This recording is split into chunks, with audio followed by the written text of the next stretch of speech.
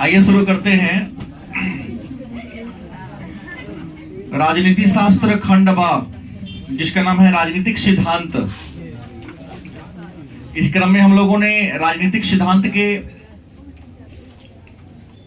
6 chapter को पढ़ लिया है। आज हम लोग 7वां चैप्टर के बारे में चर्चा करेंगे, जिसका नाम है राष्ट्रवाद।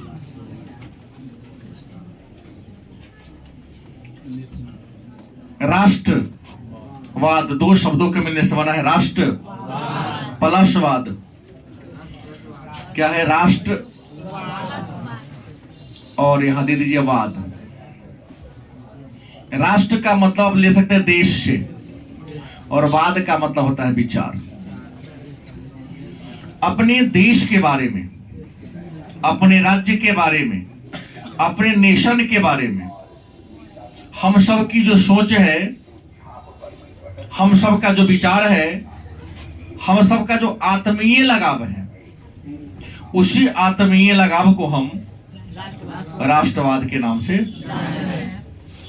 एक व्यक्ति का अपने देश के प्रति, अपने राष्ट्र के प्रति, अपने राज्य के प्रति जो आत्मीय लगाव होता है, जो हृदय का लगाव होता है, उस आत्मीय लगाव को हम क्या कहते हैं? और यही आत्मीय लगाव है कि हमारे हिंदुस्तान के बारे में, चाहे जाति जो हो, धर्म जो हो, अगर आप हिंदुस्तान के नागरिक हो, कोई नेगेटिव बात कहता है, गलत बात कहता है, तो आपको क्रोध आता है। आप सोचते हैं कि हमारी सामर्थ्य होगी तो मैं इसे हिंद महासागर में फेंक देता उठा के। नहीं तो अगर आपके देश के बारे में, आपके राज्य के बारे में, आपके प्रांत के बारे में कुछ कहता है, भला बुरा कहता है, आप सुन लेते हैं, तो आपके मन में जो क्रोध की भावना आती है, यह क्रोध की भावना एक प्रकार से आपको राष्ट्र के प्रति स्नेह को प्रदर्शित कर रहा है, राष्ट्र के प्रति लगाव को दिखा रहा है। क्योंकि बहुत सारे लोग हैं जिनको कुछ कहता है, आपको क्रोध नहीं आता है, लेकिन खास व्यक्ति को कोई कुछ कहता है, अगर आपको तकलीफ हो रही है, इसका मतलब है उस व्यक्ति से आपको स्नेह है, उस व्यक्ति से आपको लगाव है। बिना लगाव के आपको क्रोध नहीं आएगा। गलत कि सही? तो वही हो कि राष्ट्रवाद क्या है? तो अपने राष्ट्र के प्रति, अपने देश के प्रति जो भक्ति है, उसी भक्ति को, उसी लगाव को हम राष्ट्रवाद के नाम से। तो अगर आपसे पूछे कि राष्ट्रवाद का अर्थ क्या है, तो उम्मीद है आप लोग बता देंगे। क्या यह राष्ट्रवाद है क्या? इस बात को भी आप लोग क्या कर सकते हैं? बड़ी आसानी से बता सकते हैं। अब सवाल है, तो राष्ट्रवाद की भावना का विकास कब से माना जाता है? एक बात होगी आपके मन में, हालांकि क्लास में पढ़े हुए हैं, राष्ट्रवाद की भावना का विकास। तो राष्ट्रवाद की भावना का विकास 18वीं शताब्दी में हुई थी। क्या हुई थी? 18वीं शताब्दी में बड़े पैमाने पर एक आंदोलन के रूप में राष्ट्रवाद की विचारधारा संपूर्ण विश्व में पनप गई थी। क्योंकि 18वीं शताब्दी से पहले अगर बात करेंगे तो विश्व के अधिकांश देश किसी न किसी का उपनिवेश था। किसी का क्या कहो, इंग्लैंड का ही सब उपनिवेश था। लोगों के मन में राष्ट्रीयता नहीं थी, मतलब अपने राष्ट्र के प्रति लगाव ही नहीं था। अगर लगाव होता तो अंग्रेज कभी भी इंडिया पर शासन नहीं करता, कभी नहीं करता। इसका मतलब है कि दोनों में क्या नहीं था? लगाव ही नहीं था, प्रेम ही नहीं था।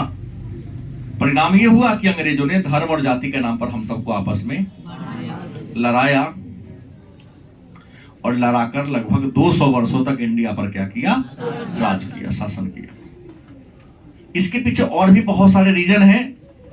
शिक्षा का अभाव, हम सबके मन में राष्ट्रीयता की भावना नहीं थी, इसके पीछे शिक्षा का अभाव भी एक महत्वपूर्ण कारक था। हम लोग पढ़े लिखे नहीं थे, हम लोगों के पास क्या था? साक्षरता का दर बहुत कम था। जैसे आज भी बहुत ऐसे लोग हैं आपके गांव में, आपके पहचान के होंगे, जो कहोगे उत्तर प्रदेश तो दूसरा देश है, असम भारत में है, नहीं जानता कि असम में भारत का एक राज्य है। वो केवल भारत जानता है, और अपन बिहार एक आध अगल बगल के राज्य के नाम ये भारत जानता है। कर्नाटक कह दोगे दूसरा देश होगा।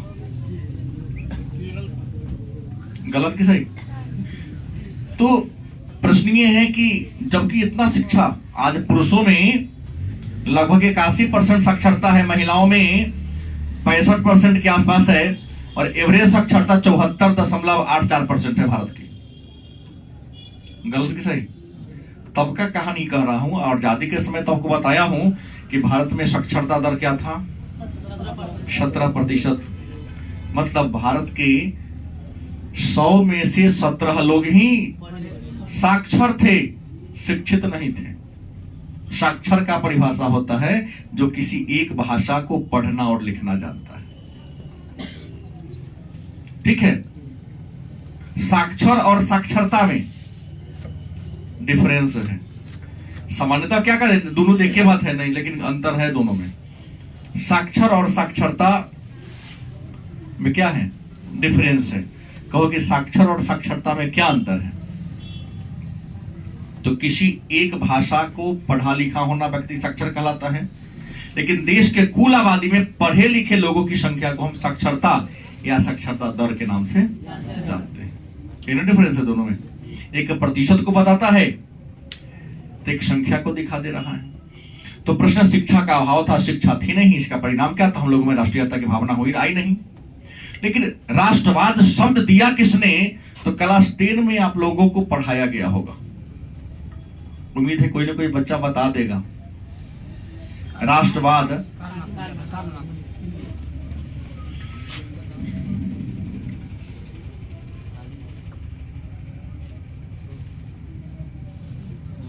फ्रांस का एक दार्शनिक था, अनसल्ट रेनन। इन्हीं के द्वारा सबसे पहले राष्ट्रवाद शब्द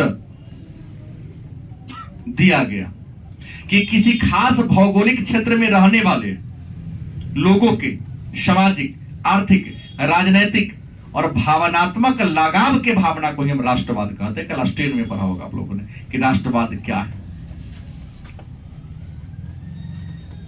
तो किसी खास भौगोलिक प्रदेश में निवास करने वाले लोगों के सामाजिक, आर्थिक, राजनीतिक जो एकता है, उसी एकता के प्रतीक को राष्ट्रवाद कहते हैं। और राष्ट्रवाद शब्द अनसल्ट रेनन नामक एक फ्रांस के दार्शनिक के द्वारा दिया गया था।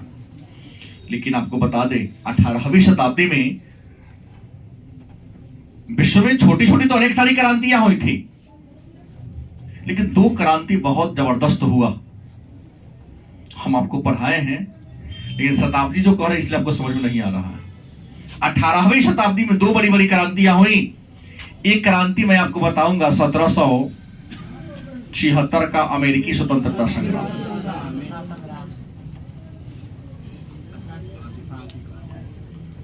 गलत कि सही? 1776 में 18वीं सदी हो गया। और दूसरा 1789 की फ्रांस की राज्य क्रांति। चाहे 1776 का अमेरिकी स्वतंत्रता संग्राम हो, चाहे 1789 की फ्रांस की राज्य क्रांति हो, इन दोनों ही क्रांतियों का उत्पन्न होने का मूल कारण था राष्ट्रवाद। क्या? क्योंकि जब तक अमेरिका के लोगों में राष्ट्रीयता की भावना नहीं थी, 350 वर्षों तक अमेरिका को गुलाम बना के रखा इंग्लैंड ने। 1-2 साल नहीं, 350 वर्षों तक लगभग अमेरिका गुलाम रहा है, इंडिया से भी ज्यादा। क्यों? क्योंकि लोगों में राष्ट्रीयता की भावना विकसित नहीं हुई थी। और राष्ट्रीयता की भावना विकसित नहीं होने के पीछे रीजन क्या था? कि लोगों में शिक्षा था ही नहीं। कुछ पढ़े लिखे आए लोग आए, तब टॉमस जेफरसन ने अमेरिकी स्वतंत्रता संग्राम का मसौदा पत्र तैयार कर दिया। नारा क्या दिया? प्रतिनिधित्व नहीं तो कर नहीं। No taxation without representation. आप अच्छा शासन नहीं दोगे तो मैं आपको टैक्स नहीं दूंगा, क्योंकि हम टैक्स इसलिए आपको देते हैं कि शासन व्यवस्था क्या हो, अच्छा हो। लेकिन हम टैक्स दे रहे हैं और शासन व्यवस्था ठीक हो ही नहीं रहा है तो टैक्स देने का कोई फायदा है? नहीं फायदा है, तो हम टैक्स क्यों दे? सुधार नहीं हुआ, परिणाम क्या हुआ? विवाद के लिए कोई तत्कालिक कारण चाहिए ना। बोस्टन की टी पार्टी की घटना हो गई, और बोस्टन टी पार्टी की घटना ही अमेरिकी स्वतंत्रता संग्राम का तत्कालिक कारण बना, और अमेरिकी स्वतंत्रता संग्राम से प्रेरित होकर ही 1789 में फ्रांस की जनता ने क्रांति कर दिया, और यहां भी सत्ता क्या हो गया? बदल गया। तो राष्ट्रवाद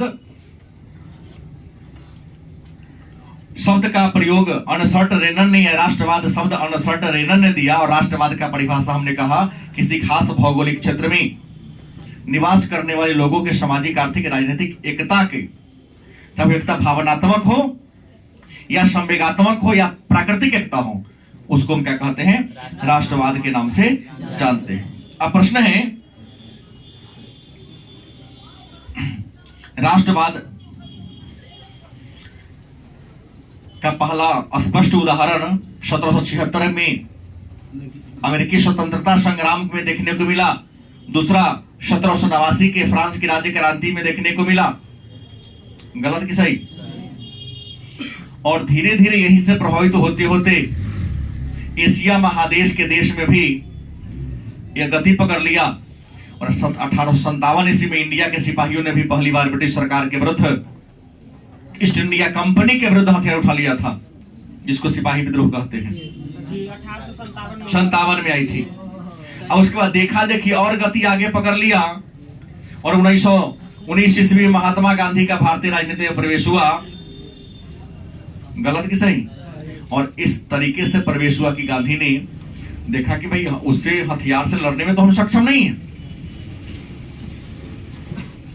लेकिन बंदूक की गोली से ज्यादा अगर पावरफुल गोली है कोई, तो कलम की रूपी गोली है। गलत कि सही?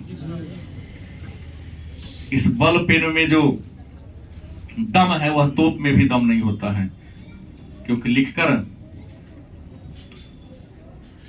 किसी राष्ट्र को बर्बाद कर सकता है और आबाद भी कर सकता है, व्यक्ति के जीवन को अच्छा बुरा दोनों बना सकता है।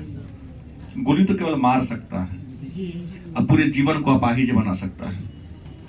गांधी आए, लोगों में राष्ट्रीयता की भावना को विकसित किया, क्योंकि उस समय भी गांधी के आने के पहले भारत के लोगों में ये पता ही नहीं था कि आजादी और गुलामी का परिभाषा क्या होता है, डिफरेंस क्या होता है। गांधी ने 1916 में गुजरात के साबरमती नामक स्थान पर साबरमती नदी के किनारे का आश्रम बनाया, साबरमती आश्रम, और गोपाल कृष्ण गोखले के कहने पर संपूर्ण भारत का दौरा किया। उन्होंने यह पाया कि इंडिया के गुलाम रहने का सबसे बड़ा रीजन ये है क्योंकि जनता में राष्ट्रीयता की भावना है ही नहीं। जब तक लोगों में राष्ट्रीयता की भावना नहीं होगी तब तक कोई देश आजाद हो ही नहीं सकता है, वह गुलामी के जंजीर में जकड़ा हुआ रहेगा। गांधी ने डिफरेंस बताया, लोगों ने गांधी को समझाया राजा कोई भी बने लेकिन हमारी स्थिति में सुधार आने वाला नहीं है। हम कल भी गरीब थे, अभी भी गरीब हैं, फ्यूचर में भी गरीब ही रहेंगे। तब भी मेहनत करके ही खाते थे, आज भी मेहनत करके ही खाते हैं, भविष्य में ही मेहनत करके खाएंगे, और हमारे कमाया गया धन पर कोई आएगा डंडा दिखा के हमारे टैक्स के रूप में लेके चला जाएगा। हम काहे संघर्ष करने जाए? गलत कि सही? संघर्ष करेंगे, मारे जाएंगे बेवजह, फिर मेरे पिछले पीढ़ी को कौन देखेगा? मारता तो राजा भी है, मारता तो अंग्रेज भी। गांधी ने बताया लोगों को, अपने लॉजिकल बातों में सबको उलझाया, समझाया। मां वो भी होती है जिसने पैदा किया, एक मां और होती है जिसने पैदा नहीं किया। प्रहार अगर दोनों करे, सौतेली मां भी प्रहार करे, अपनी मां भी प्रहार करे, तो दोनों में डिफरेंस होता है नहीं। अपनी मां का चाटा ऊपर से आएगा, पीठ पर जाते तो थोड़ा स्लो गति हो जाएगा, लेकिन जो सौतेलों के नीचा से मारे के लिए उतना जोर कर देगी कि ऊपर वाला भी फेल हो जाता है। अपनी मां जहर खिलाएगी तो पावर तो एक आध बूंद कम देगी, अगर सौतेली होगी तो मिठाई में भी, रसगुल्ला में भी जहर खिला के मार देगी, क्योंकि उसको अपने पीढ़ी से मतलब है ना। तुम दूसरे के अंश हो, कुछ करोगे दूसरे का नाम होगा, उसका नाम थोड़ी ना होगा। होगा? गांधी ने भारतीयों को बताया कि अंतर होगा भारत के लोग जब अपने शासन करेंगे और अंग्रेज जो शासन कर रहा है वो। अगर तुम्हारी सरकार बनेगी, तुमसे टैक्स लिया जाएगा तो उसके टैक्स वसूलने का तौर तरीका अलग होगा, तुमको रिबेट दिया जाएगा। लेकिन ब्रिटिश सरकार जो है कोई रिबेट नहीं। यहां तो विरोध करने पर 1919 में दमनकारी कानून पारित कर दिया। गांधी ने उसे काला कानून कह दिया, रॉलेट एक्ट। क्या जी? तो जारसाई है। लोग गया था रोटी मांगने, उसने दिया गोली। 3 में पढ़े होंगे शायद, छोटे भगवान हमें क्या दो, रोटी दो का नारा लगाते गया। क्या दिया? 9 जनवरी 1905 की घटना है। घटना पढ़े आप लोग? खूनी रविवार की घटना। जनता ने क्या मांगा? रोटी मांगा, दिया क्या? गोली दिया। ये खूनी रविवार की घटना बता रहा हूं। तो प्रश्न डाली वाला 13 अप्रैल 1961। तो काहे गुलाम था? क्योंकि लोगों में क्या नहीं थी? राष्ट्रीयता नहीं थी, राष्ट्रवाद की भावना नहीं थी। राष्ट्रवाद की भावना न होने के पीछे रीजन क्या था? लोगों में शिक्षा का क्या था? अभाव था। एकता का क्या था? अभाव था। अब प्रश्न एक है, तो सर 1976 में अमेरिकी स्वतंत्रता संग्राम हुआ, तो 1776 में जो अमेरिकी स्वतंत्रता संग्राम हुआ, इसके लिए उत्तरदायी कारण क्या था? कुछ तो रीजन हुआ होगा।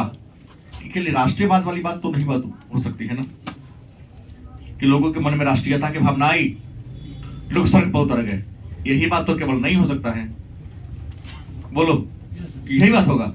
नहीं, किसी आंदोलन, किसी क्रांति या किसी चेतना के पीछे कई रीजन होते हैं।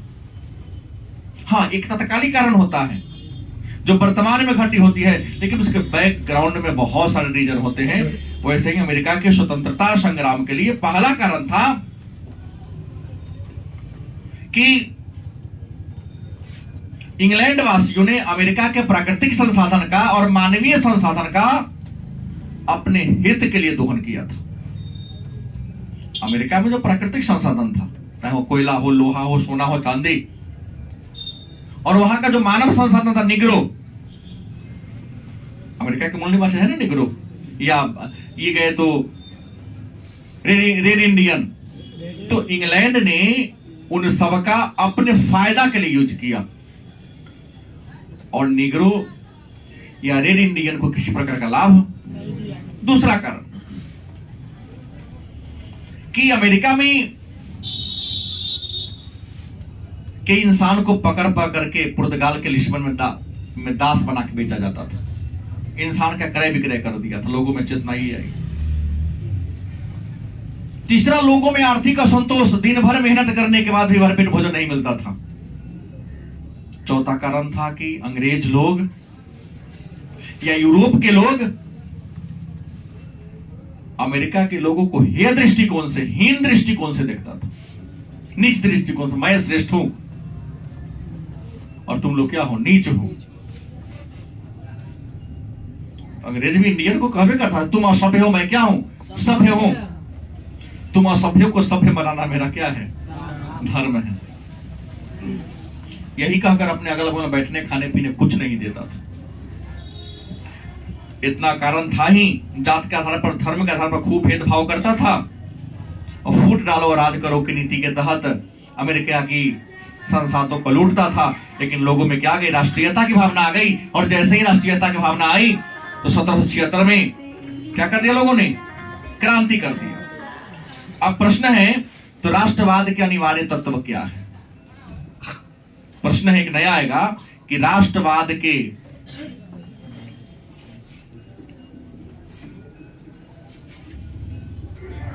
अनिवार्य तत्व। राष्ट्रवाद के अनिवार्य तत्व कौन है? तो राष्ट्रवाद के अनिवार्य तत्व है, पहला है सामान्य जाति, सामान्य जाति। दूसरा होगा सबका सामान्य रक्त।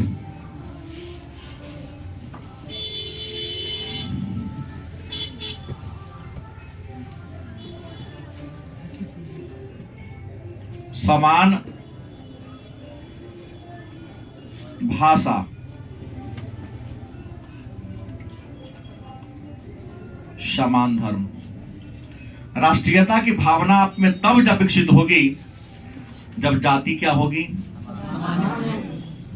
रक्त क्या होगा। भले इंडिया में हिंदू और मुसलमान है लेकिन सब आर्य प्रजाति का सब है, आर्य जाति का ही ना है, बाद में न बना हिंदू चाहे मुसलमान, इससे सब में लगाव है। सबकी समान भाषा है, सब हिंदी बोलता है, हिंदी समझता है। अगर भाषा नहीं समझता तो राष्ट्रीयता की भावना विकसित होती ही नहीं, क्योंकि दूसरे को बात को ही लोग नहीं जानता। धर्म भी सबका मानव धर्म समान है। इसके अलावा समान संस्कृति,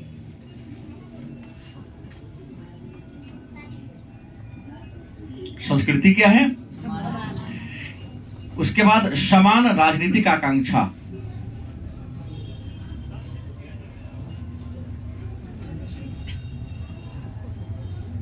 सबकी राजनीतिक आकांक्षा की अगर अंग्रेज यहां से भाग जाएगा तो हम लोग अपने सत्ता पर हावी होंगे, हमारे देश के लोग ही हम पर क्या करेगा, शासन चलाएगा। इन्हीं कारणों से भारत में भी गांधी की आने के बाद यहां पर क्या हो गया, राष्ट्रीयता की भावना क्या हुई, विकसित हुई। राष्ट्रीयता की भावना इतनी ज्यादा तेज हो गई कि 190 वर्षों से अंग्रेजों के अधीन रहने वाला भारत की जनता 42 करोड़ आबादी 15 अगस्त 1947 को क्या हो गया, क्योंकि आजादी के समय इंडिया की आबादी भी लगभग 42 करोड़ थी। तब तो आजादी की लड़ाई के समय के हमारे कवि हैं गोपाल सिंह नेपाली, इन्होंने कविता लिखा था कि 40 करोड़ों को हिमालय ने पुकारा। कवि का भी योगदान होता है।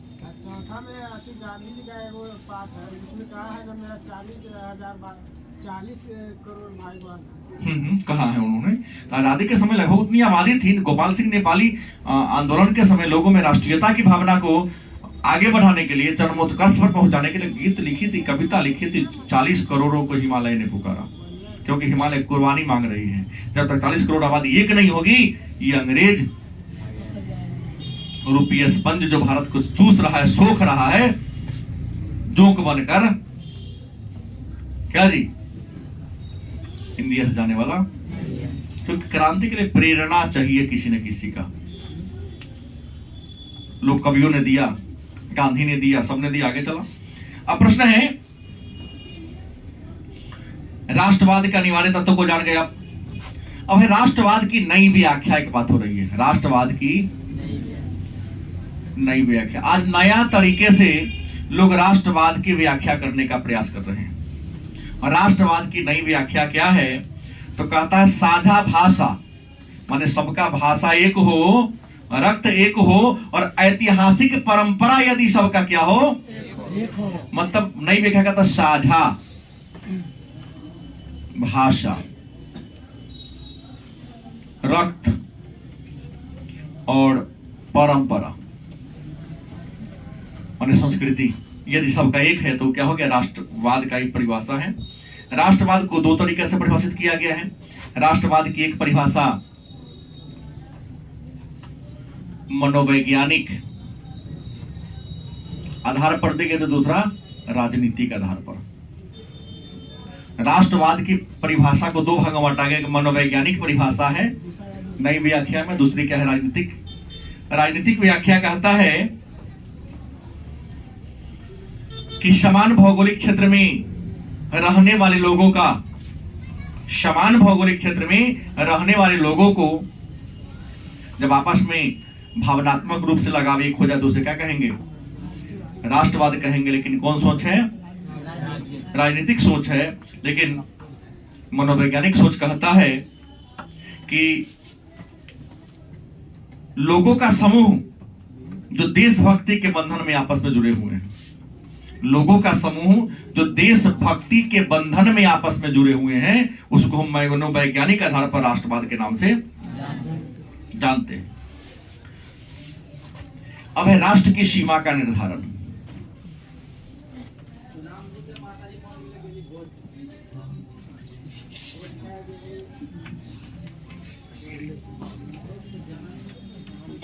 प्रश्न है, राष्ट्र की सीमा का निर्धारण कैसे होता है। तो याद देखिए, किसी भी राष्ट्र के सीमा का निर्धारण वैचारिक एकता, भाषा की एकता, गलत सही? किसी राष्ट्र के सीमा का निर्धारण वैचारिक एकता और भाषाई एकता के आधार पर किया जाता है। अगर भाषाई एकता नहीं होगी तो सीमा का निर्धारण नहीं होगा। और अपने भारत की बात बता दूं तो भारत में राज्यों के पुनर्गठन करने के लिए 1953 में एक आयोग बना था, पढ़ाया हूं शायद, राज्य पुनर्गठन आयोग। जब हमारा देश आजाद हुआ तो उसमें 565 राजा महाराजा थे, छोटे बड़े। कोई दरभंगा महाराज है तो कोई बेतिया महाराज है, कोई मधुबनी महाराज है, ऐसे छोटे बड़े 565 राजा महाराजा थे। लेकिन जब देश आजाद हुआ तो कि इतना 565 को राजा महाराजा होगा तो देश का विकास होगा क्या? कभी नहीं होगा। इन सभी राजा महाराजा के राज्य को क्या करना पड़ेगा? मिलाना पड़ेगा। तो दो प्रकार की बात हुई। पहला बात यह हुआ कि राज्यों का पुनर्गठन प्रशासनिक सुविधा के आधार पर हो। किस आधार पर?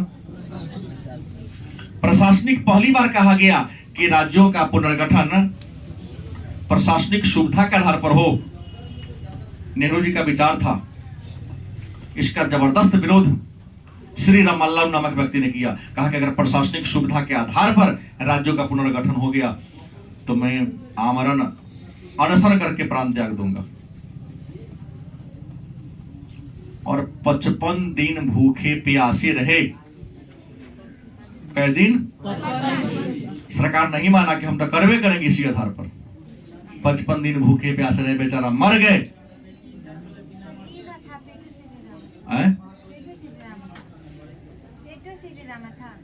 हाँ, श्री राम आलू शॉर्ट नाम में बोल दिया। 55 दिन भूखे प्यासे रह के क्या हो गए? मर गए। हाँ, 55 दिन रह गए। वो छोड़ो ना, जतिन दास तो 64 दिन भूखे प्यासे रह गए जेल के कैदियों की स्थिति में सुधार लाने के लिए। जेल में भारत आजादी की लड़ाई के दौरान बहुत सारे लोगों को पकड़ पकड़ के लोग जेल में डाल दिया करता था। सुने होगा आप लोग। भगत सिंह भी जेल में गए थे। इतना परेशान किया जेल में, उनको यातनाएं दी गई कि भगत सिंह, मैं पढ़ाऊंगा हिंदी में 12वीं में, एक लेख और एक पत्र भगत सिंह के द्वारा लिखा गया है। अपने मित्र सुखदेव को लिखा था कि मित्र, यह चिट्ठी मिलेगा तो मैं रहूं या न रहूं, अब हम आत्महत्या कर लेंगे। ये यातना हमसे बर्दाश्त हो। फिर सुखदेव ने उनको समझाया, यतन माने आत्महत्या करना क्या है, कायरता है। वीर वह होता है जो संघर्ष करता है। और याद रखेंगे, भीड़ उसी पर आता है, समस्या उसी पर आती है जिसमें लड़ने की सामर्थ्य होती है। कायर पर कभी समस्या नहीं आती। हवा का झोंका ऊंची हवेली पर लगता है, झोपड़ी में कैसे लगे तो और लेडी सबसे नीचा है। पानी उसी खेत में जमा होगा जो गहरा होगा। कभी मुझ पर पानी लगते देखे? नहीं देखे। लग देखे? हम तो नहीं देखे हैं। हाँ, हवा का झोंका भी आता है तो छोटका पेड़ से बैगन के पेड़ उगरते मैं नहीं देखा, लेकिन तार को टूटते देखा, क्योंकि ऊंचा है। बड़ी समझाया भगत सिंह को। आत्महत्या करने का विचार भगत सिंह ने क्या कर दिया? छोड़ दिया, त्याग दिया, क्योंकि बहुत यातना हुई थी। उस समय जतिन दास भी हमारे जेल में थे। अच्छा भोजन नहीं मिलता था, समय पर भी नहीं मिलता था। उन्होंने जेल में ही प्रण कर लिया कि जब तक राजनीतिक कैदियों को, भाई हम हत्यारा थोड़ी ने, हम तो देश की आजादी के लिए लड़ रहे थे। तुमको हमारा बात अच्छा नहीं लगा, पकड़ के हमको कहां डाल दिया? जेल में डाल दिया। और भी हमारे साथ अच्छा व्यवहार नहीं करोगे, नहीं चलेगा। कहा कि जब तक जेल में रहने वाले सभी राजनीतिक कैदियों को अच्छा भोजन नहीं मिलेगा, रहने की अच्छी सुविधा नहीं मिलेगी, हम भोजने ग्रहण नहीं करेंगे। और लगभग 64 दिन तक भूखे प्यासे रहे। लेकिन कहावत है, अपना शासन रहता तो कोई न कोई नेता के मंत्री आके मनाता, आश्वासन देता, लेकिन वहां तो मर जाएगा तो एगो राष्ट्रवादी बोझ घटेगा। तो अंग्रेजों ने ध्यान नहीं, भूखे प्यासे क्या हो गए, वो मर गए। नहीं सुने ही सब नाम? जतिन दास का नाम तो सुनना चाहिए। जतिन दास, हम लोग उनको शॉर्टकट में जतिन दा के नाम से, हाँ आप लोग सुनिएगा। महेंद्र सिंह धोनी तो कौन तो विराट कोहली तो कौन सुनेंगे, सलमान खान आमिर खान का नाम सुनिएगा, जगह कुछ उपलब्धि नहीं है देश की।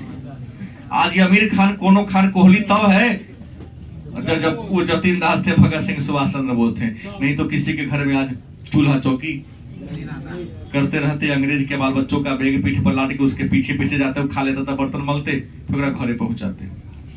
विद्यालय में भी सबसे पीछे बैठने की परंपरा थी।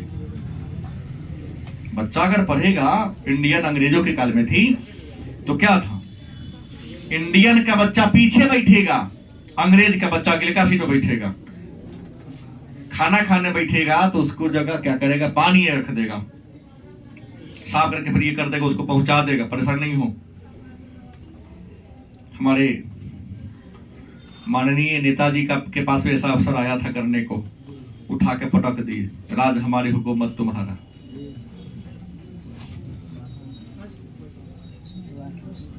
तो वो ऐसा नेताजी सुभाष चंद्र बोस का उपनाम है। अब कहा इन्होंने तक रहा है, हमने कहा नेताजी, आजकल के नेताजी थोड़ी ना है, नहीं, आज के जो राजनीति करते उसको नेता मत कहिए, नहीं, विचारहीन, सिद्धांतहीन, आदर्शहीन लोग वो लोग हैं सभी, जितने हमारे भारत में, सबकी बात करो एक लाइन में, नीचे से लेकर ऊपर तक, ना अपना कोई सिद्धांत है, ना अपना कोई विचार है, ना अपना कोई आइडियोलॉजी है। इनके पिता ने कहा था 14 भाई बहन थे नेताजी सुभाष चंद्र बोस। कितने भाई बहन? छोटका थे। पिताजी ने कहा तो ये करता है, हमारी इच्छा है तुम कलेक्टर, उस समय आईसीएस की परीक्षा पास करो, कलेक्टर बनो। 6 महीना मेहनत करके अंग्रेजों के शासन काल में जब यूपीएससी की परीक्षा क्रैक करने का उम्र मात्र 21 साल था, 21 साल में पास किए तो ठीक, नहीं तो आगे परीक्षा देने नहीं दिया जाएगा। इंग्लैंड में जाके परीक्षा हुआ करती थी, 6 महीने मेहनत करके पास करके, इंटरव्यू सब पास करके चला है। पिताजी को दिखा दिए कागज फाड़ दे के, हम उसके अधीन रहकर काम करने वाले नहीं है, न उसके अधीन रह के काम करेंगे। शादी विवाह की बात इनकी आई थी तो कहा कि आपने हमें गुलाम भारत में पैदा कर दिया, लेकिन मैं अपने बच्चों को गुलाम भारत में पैदा नहीं होने दूंगा। और यहां तो पान खिया दिया तो विचार बदल गया, चाय पिला देता है, आपका सिद्धांत थोड़ा पक्ष में यहाँ डिसीजन दे देता है। जैसे हमने कहा वोट किसको दोगे, मैं आउट नहीं कर रहा हूं, तो कहा सर बड़ा दवाई बटले हैं, दवाई बटवाएगा कि फिर वो दवाई के पैसे इलाज कराने को दोबारा ले लेगा, यो देखना है। आज चुनाव का समय है तो दवाई बटना वाली बात नहीं है, उससे पहले बिना स्वार्थ में किसी को दिया है। मैं तो देखा हूं, भले एकदम गहराई से आकर डॉक्टरों को देखा हूं, गरीब आदमी गेट पर छटपटा रहा है, जब तक फी जमा नहीं होगा छूबो नहीं करेगा। फी जमा कर दोगे तब जाके तुमको छूने आएगा। गलत बोला हूं तो डाकुओं से सावधान। हाँ, खैर मुद्दे पर आइए। तो यहाँ राज्यों के पुनर्गठन भाषा के आधार पर हुआ, विरोध हो गया प्रशासनिक सुविधा के आधार पर। हालांकि प्रशासनिक सुविधा के आधार पर भारत का एक राज्य बना हुआ है, नाम है नागालैंड। क्या जी? जब ये मर गए तो एक नया आयोग बना जिसका नाम था राज्य पुनर्गठन आयोग। इसके अध्यक्ष न्यायमूर्ति फजल अली थे, दुगोर सदस्य थे हृदयलाल गुलजारू और के.एम. पनिक्कर। पूरे देश का दौरा किया। दौरा करने का दिन को लगा कि नहीं, भारत में राज्यों का पुनर्गठन भाषा के आधार पर, किस आधार पर? और भाषा के आधार पर बनने वाला पहला राज्य आंध्र प्रदेश। ये हर साल 12वीं में पूछता है कि भाषा के आधार पर बनने वाला पहला राज्य कौन था? कब बना? 1900। राज्य पुनर्गठन आयोग का गठन 53 में हुआ। रिपोर्ट कब दिया? तो 1955 में दिया। लागू कब हुआ? तो 1900। और आज भारत में जितने भी राज्य हैं, नागालैंड को छोड़कर सबका पुनर्गठन भाषा के आधार पर ही, केवल यही है जो प्रशासनिक सुविधा के आधार पर इसका निर्माण हुआ है। और ये भूगोल में 12वीं के हर साल प्रश्न पूछा जाता है कि असम को काटकर अलग होने वाला भारत का पहला राज्य कौन? नागालैंड। ये तीनों प्रश्न 12वीं में कंटिन्यू रहता है, चाहे जिस विषय में रहे। विषय क्या? History political. और एक विशेष बात, 12वीं में हिस्ट्री पॉलिटिकल का माइंड पढ़िएगा, ना तो ऊपरे ऊपरे रह जाइएगा, क्योंकि हिस्ट्री पूरा पूरा पॉलिटिकल से जुड़ा हुआ है। बात बुझ गए? नहीं तो केवल हिस्ट्री नहीं है, पॉलिटिकल है, तो पॉलिटिकल पढ़ने आओगे तो हिस्ट्री वाला बात तो छांट लूंगा, केवल पॉलिटिकल के मुद्दा पढ़ाऊंगा तो आपको समझ में नहीं आएगा, 20 नंबर छूट जाएगा। तो इस बात को तो जान गए कि नहीं राष्ट्रवाद कि यह क्या हो, सबका भाषा का आधार पर गठन किया गया, सीमा का निर्धारण कैसे होता है। सो अब है राष्ट्रवाद के रूप कौन कौन है। अगर आपसे पूछा जाए राष्ट्रवाद के रूप की बात करते हैं कि राष्ट्रवाद के रूप माने क्या थी, प्रकार, या कह दिया रूप ही ना नहीं, गोर करिया पूछ रहा है। हाँ, इसमें कोई दिक्कत नहीं है, दिनेश जैसे महापुरुष बैठे हुए हैं, सिकरिया का रंग की गोर रंग है, ऐसा नहीं देखिएगा। यहाँ रूप का मतलब क्या होता है, प्रकार की बात होती है। तो राष्ट्रवाद के प्रकार कौन कौन है, तो राष्ट्रवाद के कई प्रकार हैं। नंबर 1 में उदार राष्ट्रवाद। वो राष्ट्रवाद है, उदार राष्ट्रवाद है। और उदार राष्ट्रवाद उस राष्ट्रवाद को कहते हैं जहां सभी लोगों को समान दृष्टि से देखा जाता है, किसी के साथ किसी भी आधार पर भेदभाव नहीं। दूसरा है रूढ़िवादी। क्या है, रूढ़िवादी। परंपरा से जैसे चलते आ रहा है कि कुलीन वर्ग ही सत्ता में रहेंगे, बाकी लोग कीड़ा मकोड़ा की तरह उधियायित रहेंगे। सही बोल रहा हूं, रूढ़िवादी।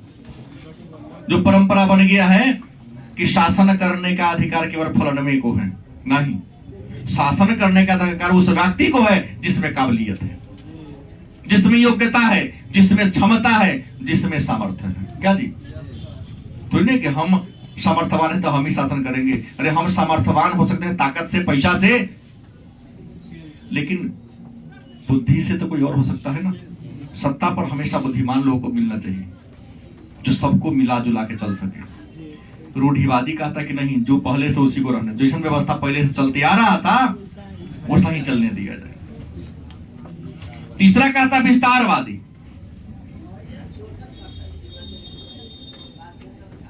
क्या है, विस्तारवादी।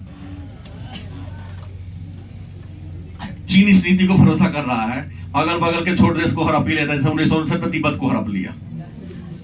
क्या जी, आने वाले दिन में पाकिस्तानों को हड़प ही लेगा, इतना कर्जा दे ले, 900 देगा, लिख दे, सब मजबूरी हो जाएगी उसकी ना। बड़ा गर्व से पेपर वाला लिखा 54 बच्चों के पिता का निधन। परसों तो पेपर में देखा था, देखे आप लोग, एक थे बुजुर्ग जो 54 बच्चों के पिता का ख्याति प्राप्त करने वाले फलाना खान की मृत्यु। तो क्या करेगा, तो कर्जा लेकर सरकार नहीं खिलाएगा तो क्या करेगा। अब एक इंसान को 54 को बच्चा पैदा होगा तो क्या करेगा। नहीं, पाकिस्तान के थे वो। अब 3 है विस्तारवादी, मतलब किसी राज्य को हड़प कर अपने राज्य में क्या कर लो, मिला लो। इसके बाद चौथा है उपनिवेशवाद।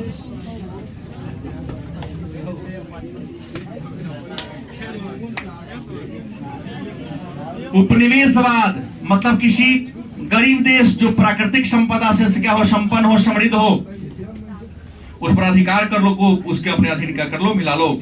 इसको हम उपनिवेशवादी राष्ट्रवाद के नाम से।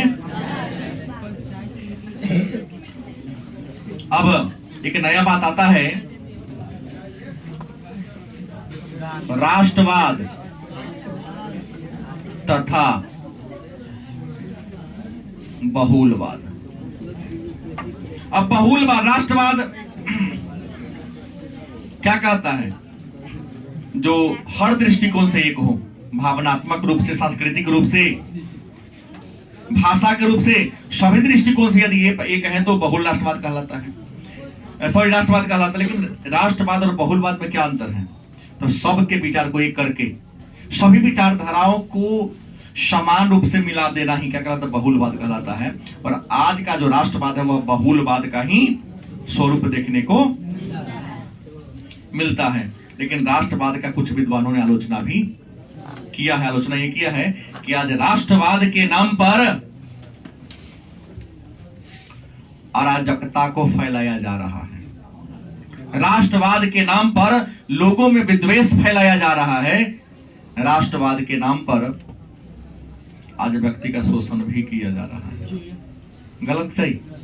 राष्ट्रवाद की आलोचना ही है कि आपको धर्म जाति के आधार पर, राष्ट्रवाद को आधार पर बना लिया, धर्म जाति के आधार पर समाज को कई खंडों में क्या कर दिया है, तोड़ दिया है। और यह विभाजन भविष्य में किसी भी देश के लिए घातक हो सकती है और उस देश के विकास का मार्ग क्या करा देगा, अवरुद्ध करा देगा।